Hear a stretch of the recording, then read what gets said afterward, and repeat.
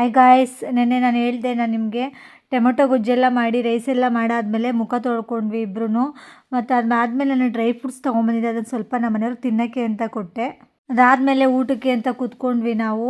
ನೋಡಿ ಎಷ್ಟು ಚೆನ್ನಾಗಾಗಿದೆ ಕಲರ್ಫುಲ್ಲಾಗಿ ಟೊಮೆಟೊ ಗೊಜ್ಜು. ಊಟ ಆದಮೇಲೆ ಭೀಮ ಬಂದ, ಆವಾಗ ಅವನಿಗೆ ಅನ್ನ ಕಲಿಸ್ಕೊಟ್ಬಿಟ್ಟು ಅವನಿಗೂ ಹಾಕಿ ನಮ್ಮ ಮನೆಯವ್ರಿಗೂ ಕೈ ತುತ್ತು ಕೊಟ್ಟು ಎಲ್ಲ ಊಟ ಎಲ್ಲ ಮುಗಿಸ್ಕೊಂಡ್ವಿ.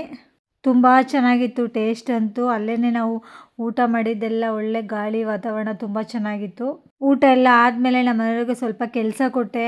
ನೋಡಿ ಎಲ್ಲ ಗಿಡದ ಸುತ್ತಲೂ ಕಳೆ ಎಲ್ಲ ಬೆಳ್ಕೊಂಬಿಟ್ಟಿತ್ತು, ಅದನ್ನೆಲ್ಲ ಕಟ್ ಮಾಡೋಕ್ಕೆ ನಮ್ಮ ಮನೆಯವ್ರಿಗೆ ಕೆಲಸ ಕೊಟ್ಟೆ. ಮತ್ತು ಅದಾದಮೇಲೆ ನಾನು ಬಿಡ್ತೀನಾ ಮತ್ತೆ ಎಳ್ನೀರು ಕೀಳ್ಸೋಕ್ಕೆ ಅಂತ ಮೇಲೆ ಹತ್ತಿಸ್ದೆ. ಅವ್ರ ಕೈಲಿ ಆಗಲಿಲ್ಲ, ಆದ್ರೂ ನಾನು ಹಿಂಸೆ ಮಾಡಿ ಎಳ್ನೀರು ಕೀಳಿಸ್ಕೊಂಡೆ. ಇಲ್ಲಿ ನೋಡಿ ನಮ್ಮ ಮನೆಯವ್ರು ಅಲ್ಲೇ ಎಳ್ನೀರು ಕೆಚ್ಕೊಟ್ರು.